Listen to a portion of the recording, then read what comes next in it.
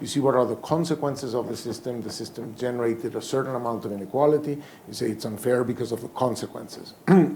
Robert Nozick had a different approach to the concept of justice, and they're saying, no, it's about your moral judgment about the process that led to those outcomes. In his famous example, Will Chamberlain is a millionaire because people like to watch him play basketball. That's how he made his money. But nobody thinks it's unfair for him to be rich because he got rich in a way that people find legitimate and just. So I think that instead of measuring too much Gini coefficients, which is fine for economists, and we do it all the time, we have to look a little bit more about how people think that the outcomes got achieved.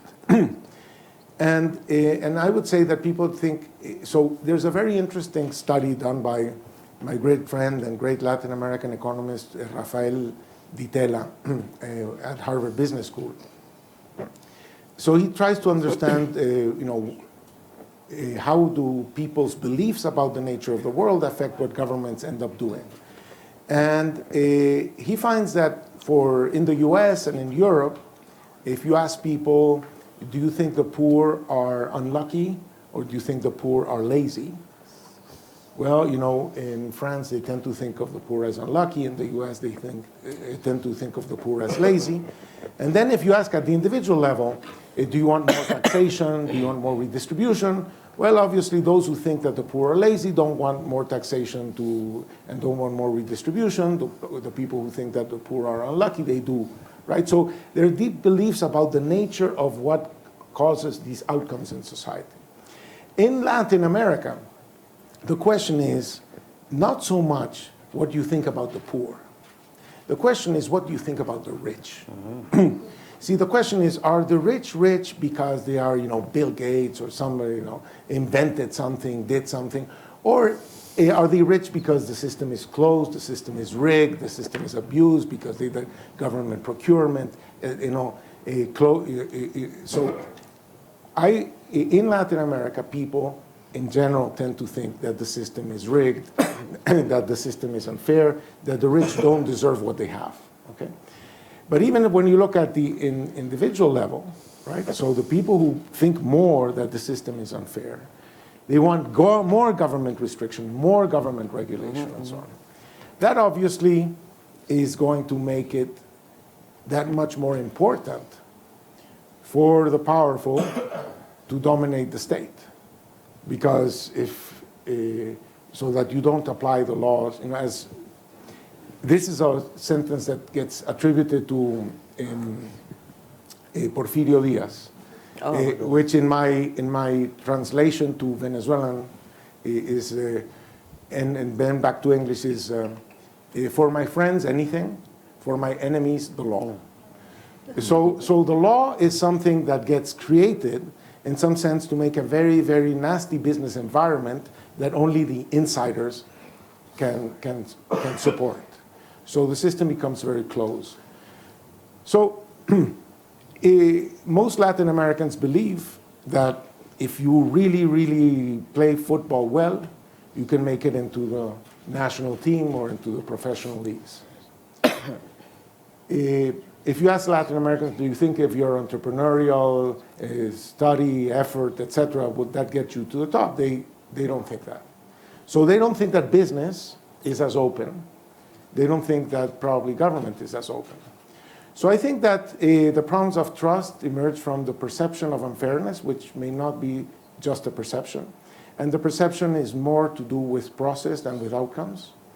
And so I think we need to have a deeper discussion on these topics. I think that businesses have to earn their legitimacy, not through corporate social responsibility so that you sin from Monday to Friday, and then on weekends you try to pay alms or something that will forgive you of your sins.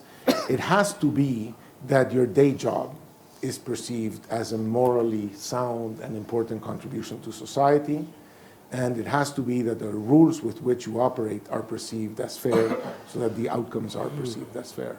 Let me stop there. Thank you, Ricardo. We'll come back to you, of course. I thought you were going to quote the phrase of Porfirio Diaz that says, that the Mexicans use. You know that we are so far from God, so close to the United States. I thought you were going to say that, but I know you use another one. But you know what you're talking about here is, what about the elites? You know, what do we do with elites? And I think it's interesting. We have called that the culture of privilege. That is those that have those privileges because they are the elite. And this naturalizes in certain way inequalities. So we have been studying that quite a bit. I would like very much, Juan David Aristizabal, that you are from Colombia, you are a young leader, and Ricardo and I belong to different generations. Of course, he's younger than me, no question about it. But to senior young leaders. Exactly, we are senior young leaders and shapers, and so we are not startups, we are end-ups. But anyway, the thing is that, but we would like to very much know what the young people think. Does the young people trust society, the governments, the institutions? The public, the idea of public things, the public goods? Are you more in the individualism? Are you, how do you want to empower yourselves as young leaders? And how do you think we should? Do we trust you? Do you feel the young people? Do you think you are trusted by the rest of society, or you have some stigmatic concepts behind you? And so would like very much your views, Juan David. I think you are a very young Colombian leader, and of course you are the co-chair of this year's Davos Forum. So, and you come from the Global Shapers community. So please, Juan David, give us your views. Thank you. So I think we live in a warrior mindset society. And what I mean to live in a warrior mindset society, I mean like all days when young people, they have to go to their work, they have to take public transportation, they have to spend like 1.5 hours commuting to their work.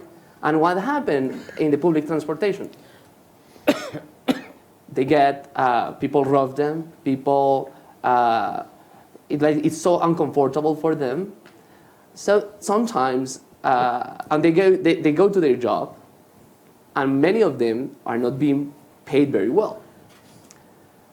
And then when you see their curriculums, they study a lot. They went to a private university or a public university, but that diploma doesn't work because companies are asking like, hey, you don't have experience. But if you have like a lot of education, they were going to say, oh, you are so well prepared, like a cheese. So I think like the problem is like we are living in this warrior mindset that we are trying to defend ourselves like all the time, trying to live in communities that also have this public transportation system, but also security. How can people trust a government when our lives are not protected? When you go at night and people can kill you, or when your kids in the high schools can be involved in drugs. The micro-trafficking in all Latin America is happening. So we have to, of course, when we talk about trust, I think it's very important, but I think like the specific and the daily activities of people is they don't believe in the system because the system in so many cities is not working. And you put there populists, I think, say from the left or from the right, and they are talking directly to the people who are feeling disengaged of the system. So, of course, it's like the reality is there, and then is the narrative of the lack of trust. So some politicians get elected with a conservative agenda, and then when they fold the government, they go to the center. And I think that is the best way to do it. But what happens then? Like a lot of people don't trust politicians because they change their mind after the election. And I think sometimes it's better that they change their minds. Yes. But what I think is what is happening is we have to change also the way that our politicians are talking to people and are doing their job. Because how can we trust politicians when they don't tell the truth, when they are not working to change the system? And the third, I will say that we have to change the ways that we are doing businesses in Latin America. And why is that? Because in our countries, we have long family businesses. Many of them are doing great job. But a lot of them, they don't want to change. They are having public contracts. They just want to be involved in this kind of business. They don't want to innovate. So when innovators appear, they say, okay, we don't like you. So we talk about racism. We talk about elitism. But I think it's, how can you call Ricardo to be that we don't want to have innovators sometimes in our economy because they are going to change it. They will increase the pie, and they are going to change the way that we do business. So if we want to engage more people in the system and we want to have them trust in the system, we also have to train people with entrepreneurship skills. And we are lacking that in the public schools. One mayor in Colombia, in Bogota, what he did in public schools, he told kids that to be an entrepreneur was bad because he was from the left. So when you go to those schools that are talking about entrepreneurship and creating business, they say, no, you are going to be a chupasangre, you are going to be a bad person. So I think we have to train those skills so people start, and young people start to trust also the economic system. Well, that's very thoughtful of you. I will come back to you guys with proposals because, you know, we are doing a good diagnosis, but now we need to see what are we going to do. Kishore Mahbubani, people might think in this room, what are you doing here? Talking about Latin America. Yeah, I don't look Latin American at all. This is what I mean, you know. Yes, coming from Singapore, you know, I think a fresh look from outside is very good. And of course, Professor, you are a very senior advisor in the National University of Singapore. So tell us about what do you think about this mistrust and the lack of trust in Latin America, but maybe extensive to other parts of the world? Yeah. Well, I mean, as you all know, Singapore has been an exceptionally successful state. But when I was born in Singapore in 1948, Singapore was very poor, in fact, desperately poor. And I came from a very poor family in a poor Singapore. And at the age of 6, I had to be put on a special feeding program because when the principal weighed me on the first day of school, I was technically undernourished. Now you can see I'm overnourished. You did very well. But I guess in my lifetime, I have traveled, I would say, from the very bottom to now, I would say, frankly, to the very top in one life. But my story is not just a story about Kishore Mahbubani. It's a story of hundreds of millions. And the reason why, I'm going to talk about Southeast Asia, okay? If there was one region that was the most hopeless region in the world in the 1960s, it was Southeast Asia. The biggest wars, Vietnam War, Cambodian War, you know, all the wars are being fought in Southeast Asia. More wars in Southeast Asia than in the Middle East. The per capita income of all the Southeast Asian states was very low, lower than African states. And the region just had no sense of hope at all, right? In the 60s. You fast forward 50 years, and I produced a book in 2017 on the 50th anniversary of ASEAN, calling it the ASEAN Miracle. And it's a miracle because that hopeless region has become the 7th largest economy in the world, and very soon will become the 4th largest economy in the world, from absolute bottom. So how do you take a hopeless region and make it into one of the most successful regions on planet Earth? What's behind that? So let me add 2 concepts to your focus on trust. The first concept is hope. It's very important that the people, especially the people at the very bottom, the bottom 10%, the bottom 20% must feel that tomorrow will be better than today.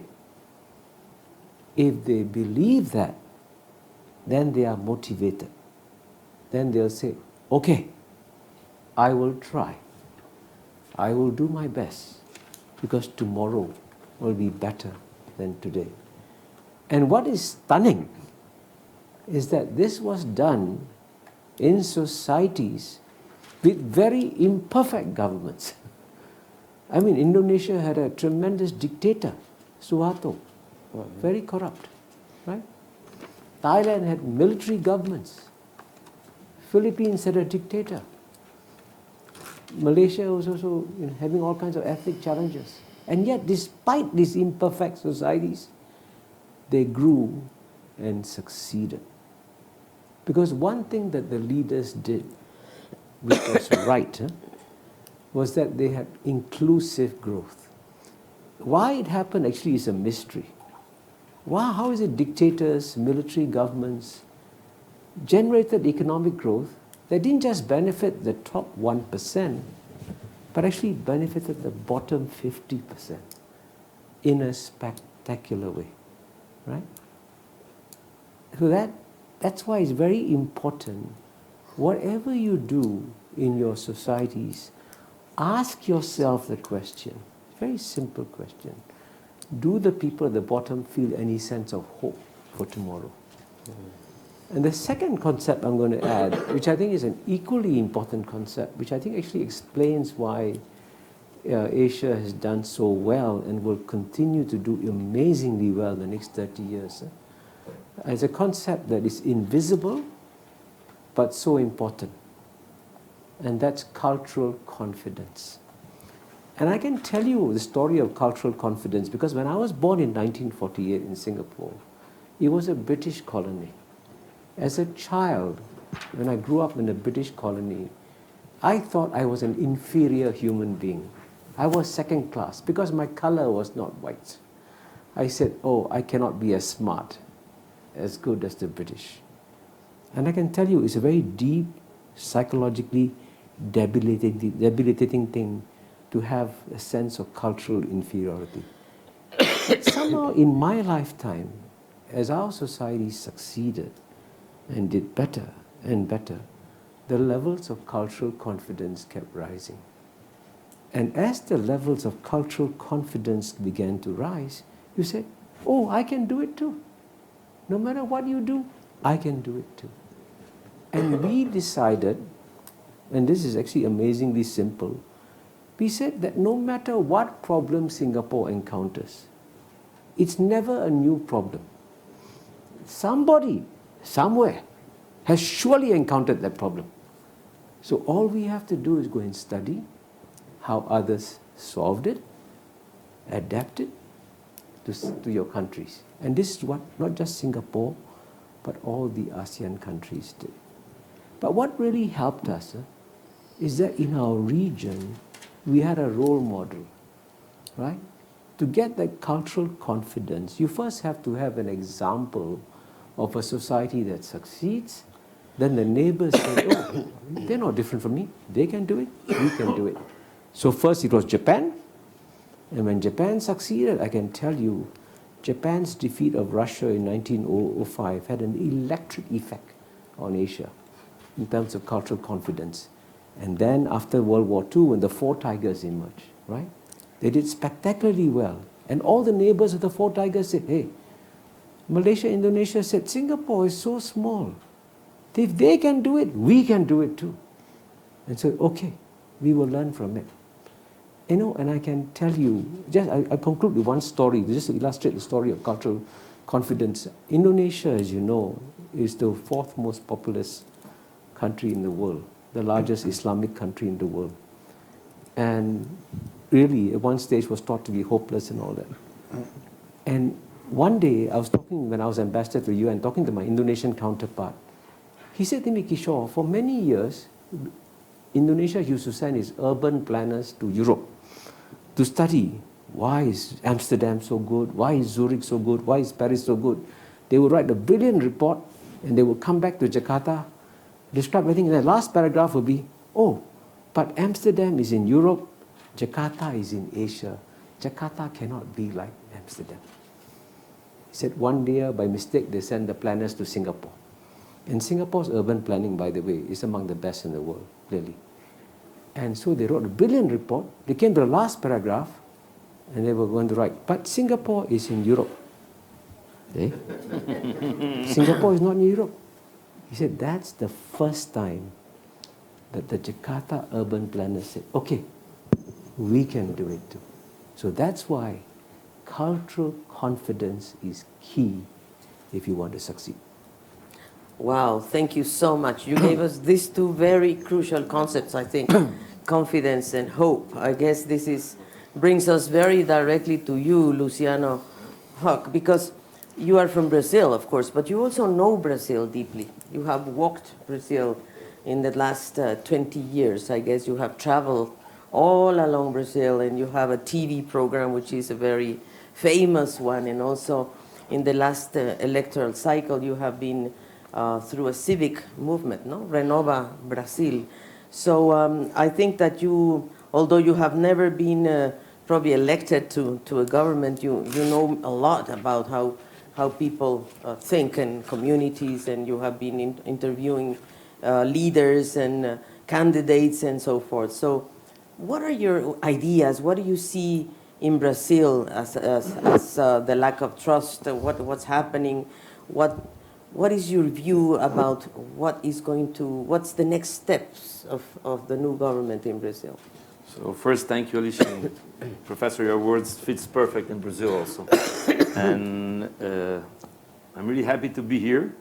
And for the one who don't know me, I'm a storyteller in Brazil. And why I'm here on this stage?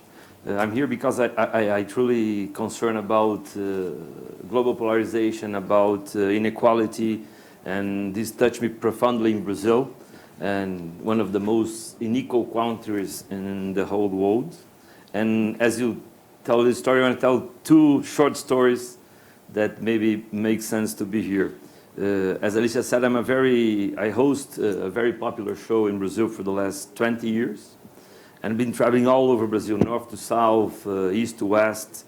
And I live in a country where I can wake up in my house in the morning, I can take a plane, fly 40 minutes, pick up a car, drive like for 25 to 30 minutes, and I'm going to be in the border of Minas Gerais and Bahia, and very close to a beautiful river called São Francisco. And most of the people that live in this place, and I've been there like 6 months ago, don't have enough money to put food on the table. Like an hour from the place where I live, an hour from Rio de Janeiro and all this stuff. And I think this in the 21st century is unacceptable. Especially we are talking one of the biggest economy in the world, that is Brazil. And I think my role until now in life was to use hope, use broadcast TV as an exponential tool to connect people all over Brazil. And that's what I did. That was my job since now. But I want to tell a second personal story that I shared with you, Marisol, yesterday. I was born 2 times in my life. I was born the first time in my life in September 3rd of 71. And the second time I was born was in 24th of May of 2015. Since that day, I'm a survivor. Me and my whole family, my 3 kids and my wife, we survived a plane crash in Brazil. And since that, I have been challenging myself to understand why I'm still here. And what I took from this experience for these years, and it was that just only be on TV is not enough. So I need to act. And I think everybody in this room have a reason and why to be here. And as I told you, polarization and inequality, things that in Brazil it's big now, touch me profoundly. So why we are so, the big inequality in Brazil, why of the biggest polarization that we have, especially now after this election cycle, why my country is so violent and so corrupt. And I think the government have a very special role on all these issues. The civil society, I think, can do their best, try to solve these important questions, but the only thing that truly can transform in an exponential way Brazil is government. And so what I did in these 3 years, these last 3 or 4 years, if government need to be reshaped all over the world, and it can feel easy to understand this after 5 days in Davos, be more efficient, be more, how can I say, effective, thinking about people that is truly need help, and the government is running by politics. So we need new politics, we need new leadership in Latin America, people who truly wants to serve in the proper way, in the correct meaning and time of this verb. And despite of this new government in Brazil, most of the cabinet that is formed in Brazil, it's with people 65 and over. This is not a problem, but it is clear that we need new people. We need new and fresh new leaderships in Brazil. It's easy to see that. I understand that on this forum, many people around is thinking and trying to figure out how we can dialogue, how we can put ideas to make the globe less inequality, fight against poverty. But I think it's not enough. We cannot stay here writing papers and discussing in meeting rooms. I think we have to go to action and be on the field and understand truly the problems. And this is what I did. I'm trying to contribute to this necessary political renew in Brazil. In one hand, with like a generation call, that I can look around and easily find part of my generation running the biggest companies, running the biggest banks, on the superior courts all over. And when you look to politics, you have to work hard to find people that you truly admire and truly is there to serve and to try to solve the problems. So what I did, this in one hand, this was a civic call, a generation call. On the other hand, I tried to I didn't want to get close to politics, so I tried to help through the civic movements. So in this last cycle, and it was the first move of a long journey, it was just the first, we did 2 civic movements. One called Renova, that it was very simple. I have a very strong social media community. So we made a call a year and a half ago, simple. If you've never been elected to the office in your life, but you have a relevant role in your community somehow, apply. So it was a very hard subscription. It's like 4 hours subscription with interviews, with lots of things. And we received 4,600 applications from all over Brazil.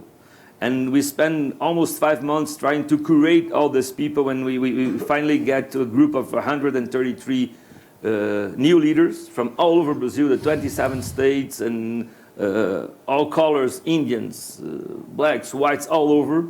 And we launched 123 candidates. We said, quit your job. We're going to do a scholarship for you for a year. You're going to have 240 hours inside the classroom discussing Brazil and politics and all the new things with very sharp and bright minds from Brazil. And if you want to be a candidate, we're going to support and help. From the 123 we launched, we made 17 new congressmen and women. So more than 10% is elected now in Brazil. So the political renew for me in Brazil is starting from the Congress. And in the other hand, we did Agora. That is, we put together young technocrats who can easily think a new, nice, and effective project for the country. Because in Brazil now we are discussing like where are you going to put the lights, where are you going to put the bin, but you're not discussing the building that we are making.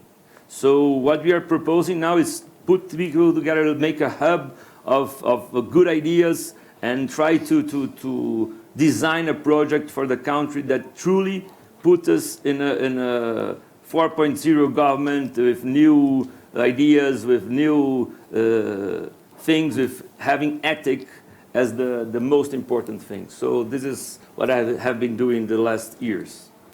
Thank you, Luciano. Very interesting. Let me go to the public now, to you, to see if you have questions or comments, and then I would like the panel to come back and tell us some ideas. Please. Well, thank you very much for all the new ideas, and I have something to ask the panel. You know, having seen Latin America for many years, normally when there comes a new leader, and I would say, I want to use the word populismo, okay, immediately there is a kind of reaction from the people that thinks on the right and people that thinks on the left. And basically that maybe put the new leader more in the left.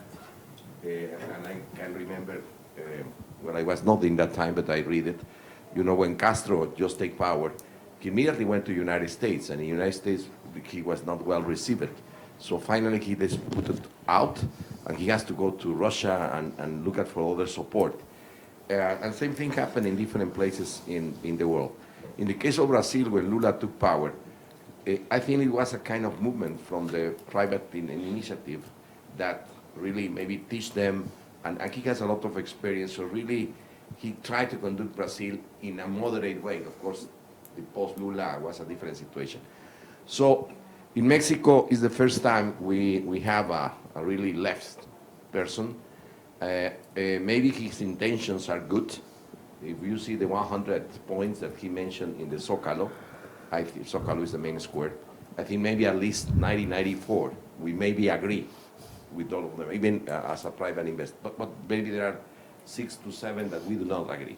Anyway, if the private sector begins to, to kind of divide or kind of fight or whatever, normally with experience, these people go more to the left. And then they create us a problem. So what will be your main recommendation in order to try to conduct this new change for the right way, which has demonstrated in other countries that it works? Thank you, Juan Gilberto. Let us take a couple, and then I would like to come back to the panel. We have a little bit of time. Can you introduce yourself? I know you, Juan Gilberto. He's a very important private sector representative from Mexico. And you? Take a lot for being the panel. My name is Fernando. I'm a chief economist of a Brazilian bank called Bradesco. I was absolutely enchanted by your story on cultural confidence. I mean, it's amazing. However, my question is how we develop this kind of thing. Because you said the example of Jakarta, looking at Singapore. Maybe Latin America don't have those good examples. We have Chile. Chile is a great story.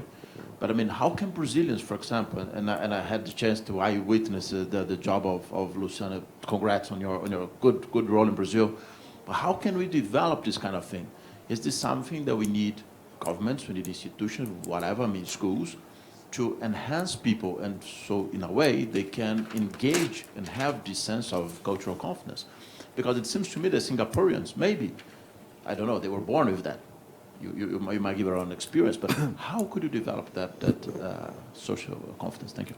Great question. Let me take 2 more, and then we come back to the panel. Please. Can you give us your name? And Sure. Thank you. Name is Mauricio Haddad. I'm Brazilian, by the name you can tell, and I work for a Dutch company. You have mentioned interesting things, or things that are much more emotional, that you attach emotionally.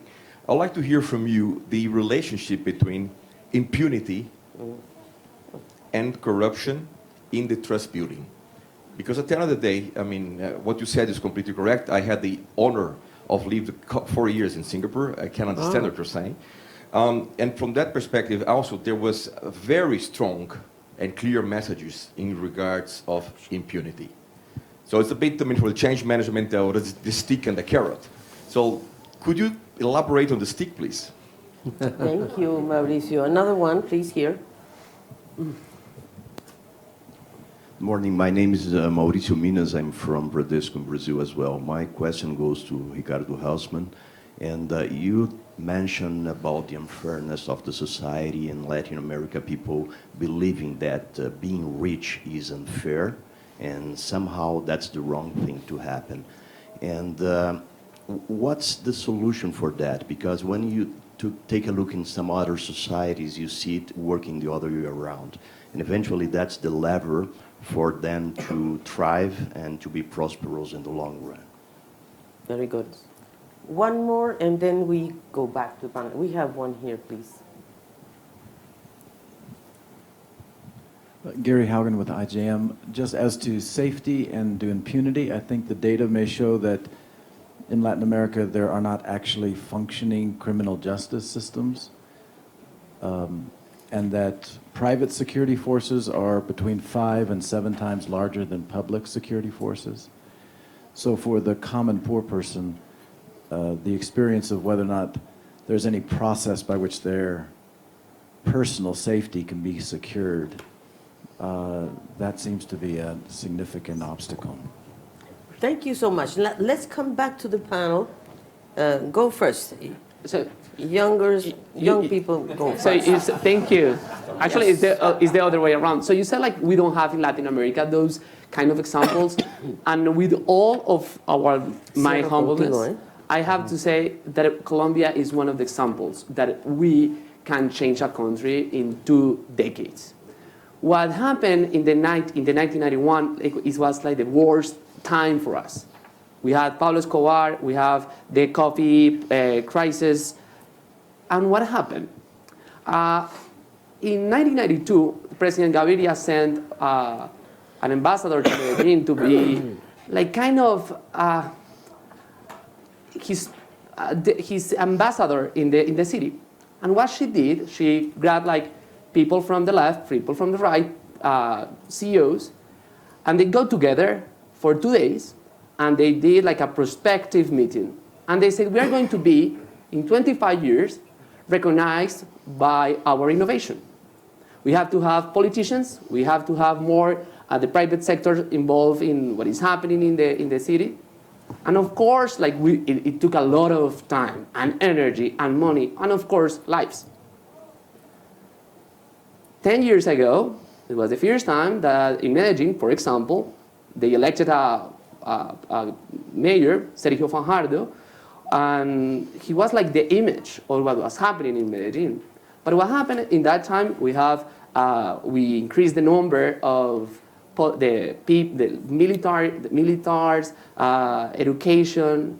Something was happening in Medellin. And it's an example of what is happening in Colombia. We have a lot of problems, of course. So justice is not working. The education system doesn't work as I want. But I think we have those examples. And how we did it as a country, I think we had a common a common mission, and we did it. And we have a local example. And I think we have those examples, even if we have to do a lot of more things. But I think are in our region. And second, when we talk about role models, in my perspective for what I am doing right now, like helping young people to training them with soft skills, everything starts there with role models. And what are the role models that we have in Latin America? So when you ask them, we did a huge survey, and they love a sports person and of course singers. And where are they here? They are not being involved in our debates sometimes and now in our discussions. So we should use our culture, the ways that we do things. That is why I love that you are here, because I think we need more media people. We need people that engage people, because people listen to them.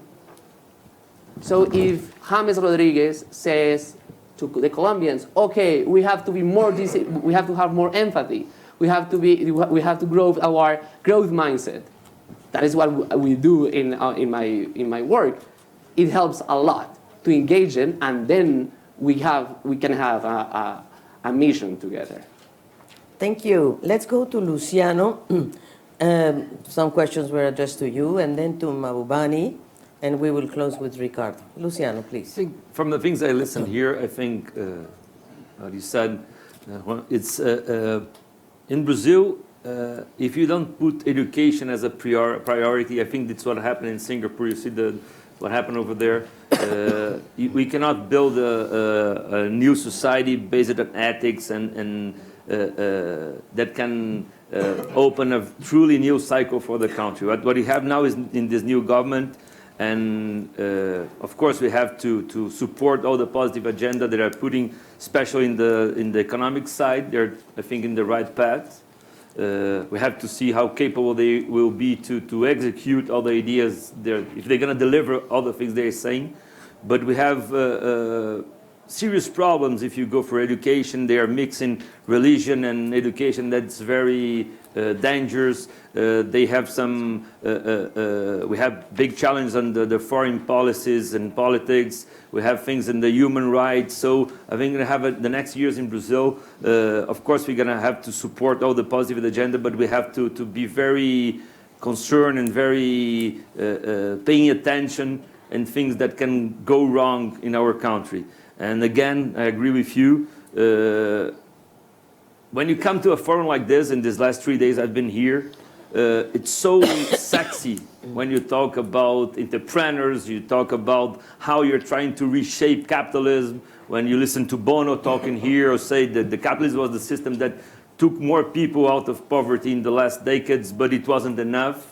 And I think that the public sector doesn't have money in countries like Brazil to solve all the questions and the problems we have. So we have to put the civil society together to make how government and politics can be sexy again for the people. And in Brazil, if a normal guy come to her parents said, "Oh, I want to be a politician," said, "Why are you crazy?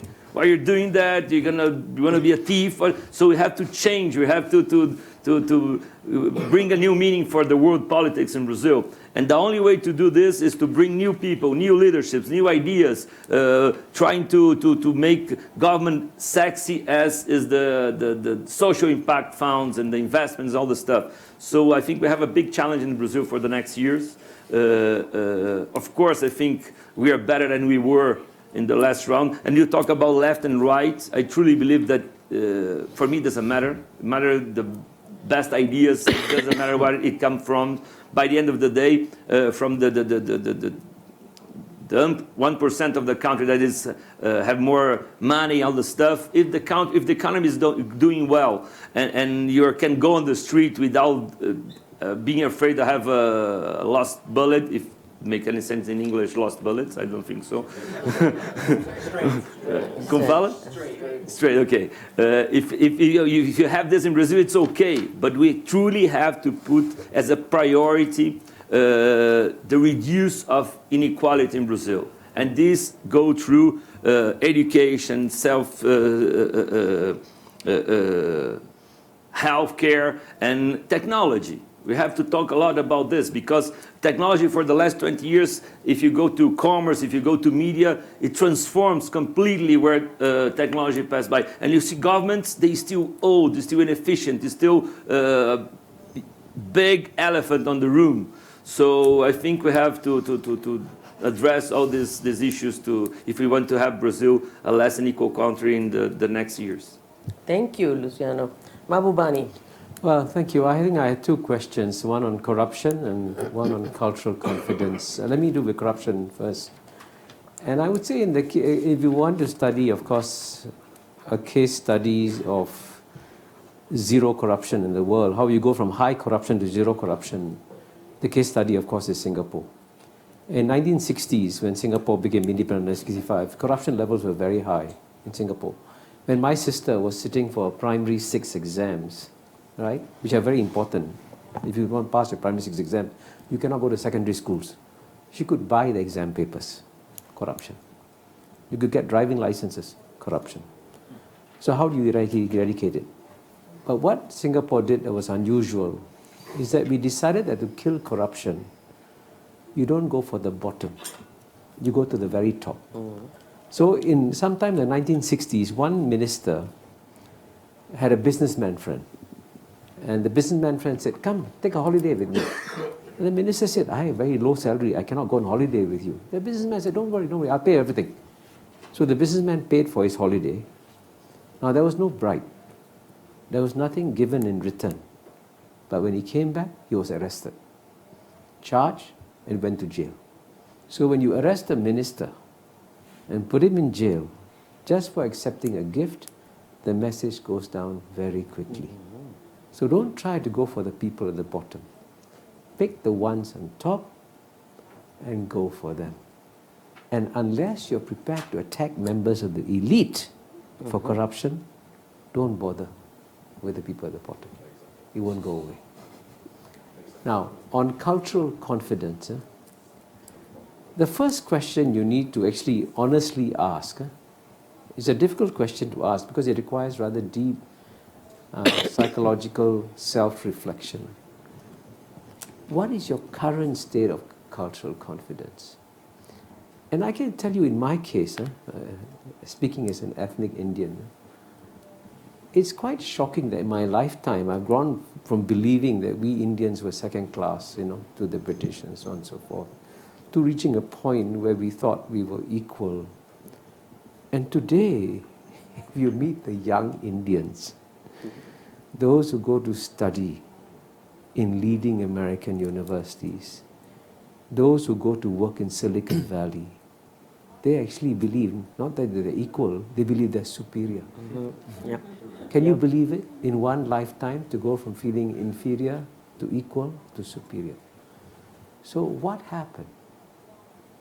What was that journey? And quite simply, it's about succeeding.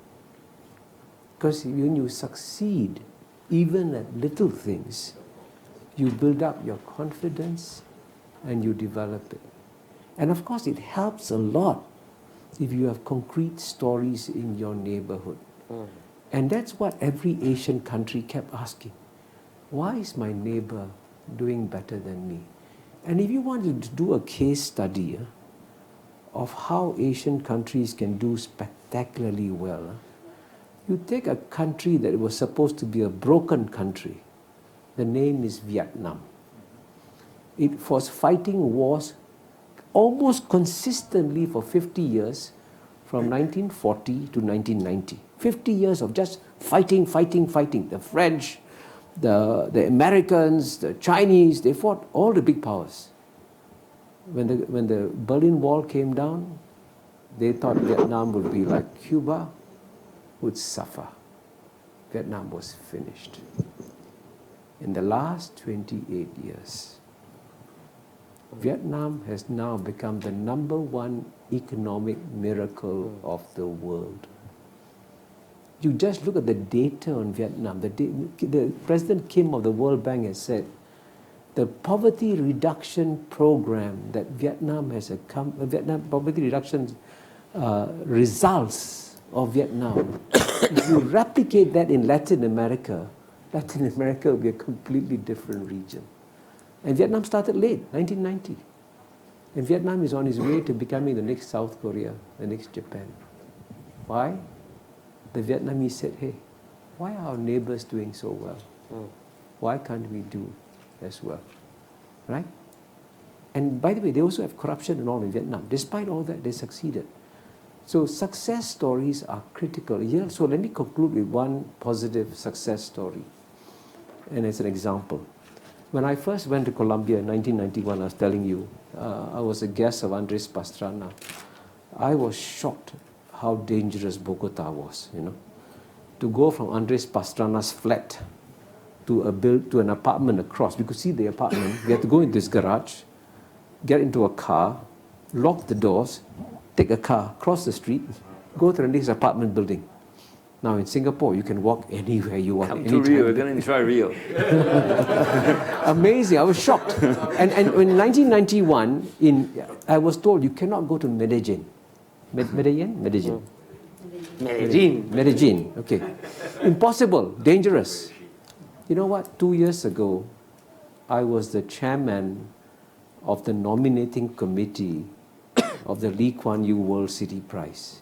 And we had given the prize to New York, to a city in Spain, all big success stories. The latest prize we gave was to Medellin. Lee Kuan Yew World City Prize. Why? Because Medellin went from being one of the most dangerous cities on planet Earth to becoming remarkably safe. Success stories. So if you can win the Lee Kuan Yew World City Prize with a city like Medellin, then find your success stories real success stories, and use them to inspire people, because propaganda never works. Thank you, Mahbubani. Very good. Let me close this panel with my friend Ricardo Hausman. Please. Thank you. Well, I very much like Kishore's formula of hope and confidence. I would add a third leg to the thing that would make hope not wishful thinking, but an actual reality, and confidence a reflection of reality also. And that is the fact that Southeast Asia had a very, very impressive growth strategy that was export-led from jobs that were in cities, that allowed them to go from simple things to more complex things, starting in garments, textiles, electronics, cars, and chemicals, and more complicated things. And that export capacity from cities meant that as the society urbanized, there was jobs that were not about selling to each other, but selling to a growing global market share. In Latin America, we have, some countries have more successful exports, less successful exports, but exports don't come from cities. They're mining, they're agriculture, and so on. So when people move to the city, there is no more additional source of income in the city that's coming from the rest of the world. It's sort of like people selling to each other, and the process of city growth leads to more shanty towns, leads to a different kind of city growth. So I think we should learn to have hope, we should learn to have confidence, but we should develop something that justifies the hope and justifies the confidence. I also like very much the confidence idea to be a sort of like an inclusive confidence. It's not that we say the white elite can do it. It's sort of like the we, everybody, the us can do it. And I would like to stress some of the things in which we don't know about our unfairness. For example, in 1776, we know the US declared independence. It's less known is that in 1775, the US, the Continental Congress, created the Postal Service. And the Postal Service was based on the idea that any incorporated city was going to have a postal office.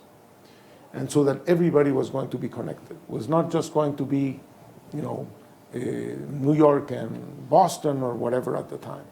So that was, a postal service was sort of like the Internet of Things in those days, right? It was adopted in an inclusive manner so that everybody would be able to belong to that technology. In Switzerland, with all these mountains that these guys have, the postal system has a bus service. Clean, neat bus service. You were saying, look at the bus system in cities and how impossible it is to go to work.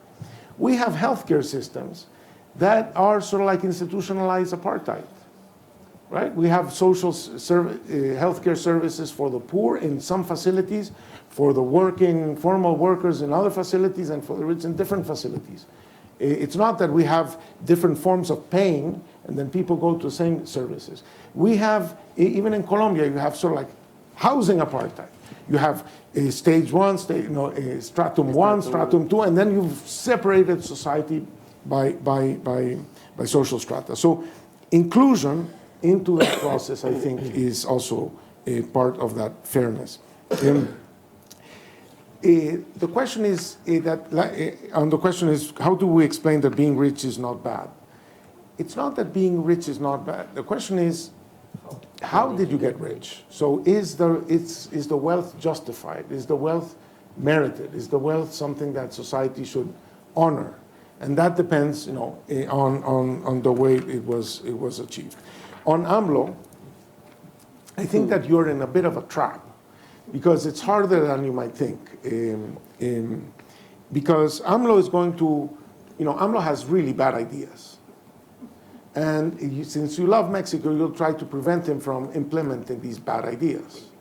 And in the process of you trying to prevent him from implementing your bad ideas, you'll confront him, and then he'll get mad, he'll feel excluded, and so on. It's not that you just don't want to get along. It's that he has really bad ideas. Let me just give you two. He just dramatically cut the salary of public sector workers. Well, you want to run a criminal justice system that is going to fight major criminal organizations by people who earn peanuts? You're just lowering the price of buying them off to make them be part of your criminal gang. So you would want to fight these things. You want to have tourism, jobs, export, etc. You need an airport.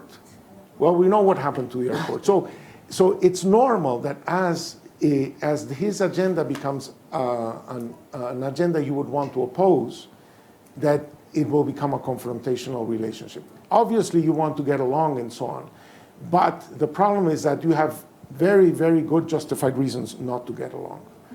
And finally, let me just say that sometimes the most catastrophic things like Vietnam or other countries that got destroyed maybe have a chance to redo it in a better way. So since I'm from Venezuela and we are in the deepest of the deepest catastrophes that ever has happened in our region or probably in the world outside of war, let me just hope that in this reconstruction of Venezuela, we do it with hope, with confidence, with fairness, but also with inclusive growth. Thank you. Thank you.